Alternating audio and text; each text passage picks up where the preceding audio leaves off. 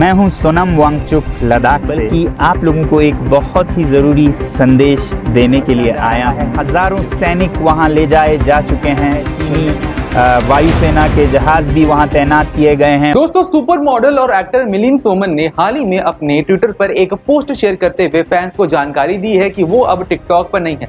मिलिंद सोमन का ये ट्वीट सोनम वांगचुक के एक वीडियो के बाद सामने आया। इस वीडियो में सोनम वांगचुक ने मेड इन चाइना प्रोडक्ट्स का इस्तेमाल बंद करने की अपील की थी। दोस्तों, यहाँ आपको बता दें कि आमिर खान की सुपरहिट फिल्म 3 इडियट्स में उनका किरदार फुंगसुक वांगडू सोनम वांगचुक से ही प्रेरित था। हाल ही में उन्होंने एक YouTube वीडियो शेयर किया है जिसमें उन्होंने लिखा है, चीन को जवाब सेना देगी बुलेट से, नागरिक देंगे वॉलेट से। सोनम वांगचुक का ये वीडियो लद्दाख में हुए चीन और भारत के बीच हुए विवाद पर सामने आया है। आप लोगों को एक बहुत ही ज़रूरी संदेश देने के लिए आया हूं, जो कि चीन और भारत के बीच अभी जो टकराव और तनाव की स्थिति बनी है, इसके बारे में आपकी क्या जिम्मेदारी है। मैं लद्दाख में हूं और आप देख रहे हैं सिंधु नदी को बहते हुए यहाँ, और वो जो पहाड़ियाँ हैं उनके पीछे नोब्रा और चांगतांग के वो इलाके हैं जहाँ पर ये तनाव बढ़ता जा रहा है। हज़ारों सैनिक वहाँ ले जाए जा चुके हैं। सुनने में आया है चीनी वायुसेना के जहाज़ भी वहाँ तैनात किए गए हैं, और 1 घंटे पहले भारतीय वायुसेना के जहाज़ भी मेरे ऊपर मंडरा रहे थे। सामान्यतः जब सीमा पर तनाव होता है तो हम आप जैसे नागरिक ये सोचकर सो जाते हैं रात को कि सैनिक इसका जवाब दे देंगे। मगर मैं आज आप लोगों को ये ज़रूरी बात बताना चाहता हूँ कि इस बार सिर्फ सैनिक जवाब नहीं, 2 तरफा जवाब हो और उसमें नागरिक जवाब भी हो। तो आप जैसे नागरिक दिल्ली, मुंबई और बेंगलोर और अनेक शहरों से क्या कर सकते हैं इसमें, ये समझने के लिए पहले हमें समझनी होगी चीन की ये हरकत और वो ऐसा क्यों कर रहा है। आपने देखा होगा कि ये सिर्फ भारत के साथ नहीं हो रहा है, बल्कि पिछले कई हफ्तों से चीन ये दक्षिण चीनी सागर में वियतनाम, ताइवान और अब हांगकांग के साथ भी छेड़खानी कर रहा है। और मेरा ये विश्लेषण है कि वो ये सब किसी देश के साथ दुश्मनी के वजह से ज़्यादा अपने अंदर की समस्याओं को सुलझाने के लिए कर रहा है। आज चीन को सबसे बड़ा डर है तो अपने जनता से डर है। उनकी 140 करोड़ की आबादी, जो कि एक बंधुआ मजदूर की तरह बिना मानवाधिकारों के चीनी तानाशाह सरकार के लिए काम करते हैं और उसे धनी बनाते हैं।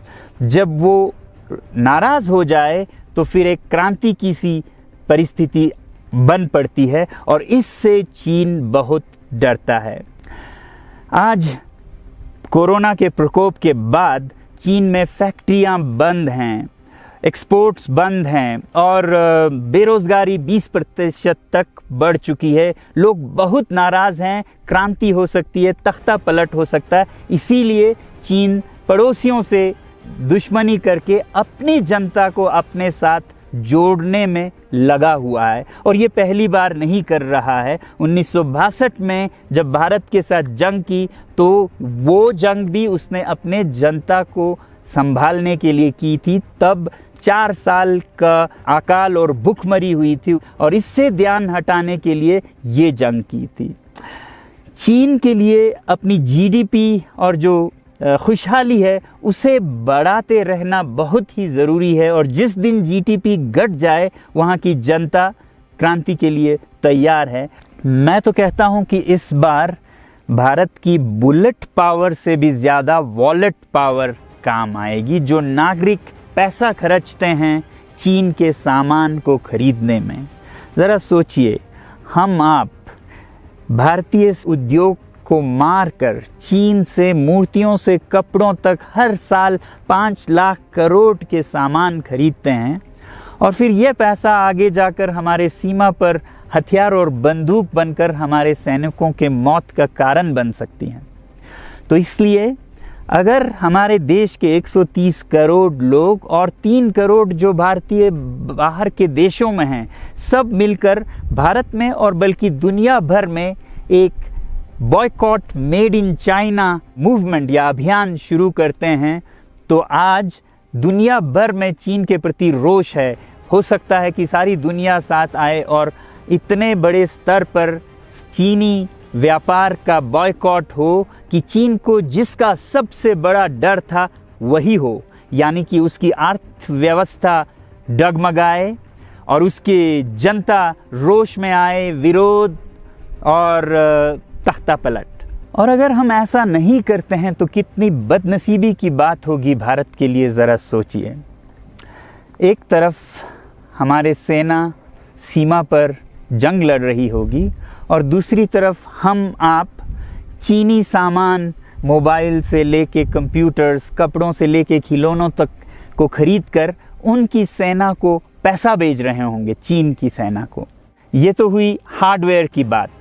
दूसरी तरफ हमारी युवा चीनी सॉफ्टवेयर, एप्स, गेम्स जैसे टिकटॉक, चेरिट, इन सब में मस्त, उन्हें दूसरी तरफ से करोड़ों करोड़ों का पैसा भेज रहे होंगे। तो इसलिए बहुत ज़रूरी है कि हम एक नागरिक जवाब ज़रूर दें और इसे एक अभियान बनाएं, ग्लोबल मूवमेंट की तरह। ये बॉयकॉट मेड इन चाइना का जो अभियान है वो भारत के लिए भी एक वरदान साबित होगी। जैसा कि हमारे प्रधानमंत्री ने एक विजन हमें दिया था स्वावलंबन का, सेल्फ रिलायंस, वो तब हो सकता है जब हमारे अपने उद्योग फलें फूलें। और जब हम बॉयकॉट करते हैं इन सामान का तो अपने देश के उद्योग का, उत्पाद का हम प्रयोग करेंगे और उससे मजदूरों को रोजगारी मिलेगी और सारा देश खुशहाल होगा। बजट होगा कि हम और अच्छी तरह से टक्कर ले सकें सीमा पर भी। तो इसके लिए मैं आप लोगों से अपील करता हूं कि जहां तक ऐप्स और सॉफ्टवेयर की बात है तो हमारे युवाओं को एक हफ्ते में उन्हें अनइंस्टॉल करना चाहिए। Boycott made in China, software in a week and hardware in a year. क्योंकि साजो सामान के लिए वक्त लगेगा हमारे अपने देश से और बाहर से विकल्प निकलने तक, तो उसे हम 1 साल के अंदर कर सकते हैं। तो ये हम न सिर्फ अपना प्रतिज्ञा करें बल्कि 100 और लोगों को इसके बारे में समझाएं, शेयर करें सोशल मीडिया पर, और हमारी जो मीडिया है वो जनता तक, देश के कोने कोने तक पहुंचाए। और जैसे ही इसका असर दिखने लगेगा, इंटरनेट से ऐप्स लाखों में, करोड़ों में अनइंस्टॉल होंगे, तो चीन को संदेश साफ जाएगा और यही एक तरीका उसे मेज़ पर पहुंचा सकती है जहां पर कि बातचीत हो शांति की। तो जाते जाते मैं ये बता दूं कि मैं क्या करने जा रहा हूं। इस फ़ोन पर जो भी चीनी ऐप्स हैं उन्हें तो मैं 1 हफ्ते में हटा रहा हूं, बल्कि ये फ़ोन जो कि चीन में बना है इसे भी मैं 1 हफ्ते में अपनी ज़िंदगी से अलग कर रहा हूं। और 1 साल के अंदर हर वो चीज़ जिस पे मेड इन चाइना लिखा है उसे ज़िंदगी से निकालने जा रहा हूं। हमें चीन से, चीनी लोगों से कोई समस्या नहीं है, चीनी सरकार और उनकी रवैयों से समस्या है। जब तक चीन में परिवर्तन ना हो हमें ऐसा करना होगा। बहरहाल दोस्तों, आपको हमारा ये वीडियो कैसा लगा कमेंट सेक्शन में लिखकर बताएं। इस वीडियो को लाइक करें, शेयर करें और चैनल को सब्सक्राइब करना ना भूलें। नमस्कार।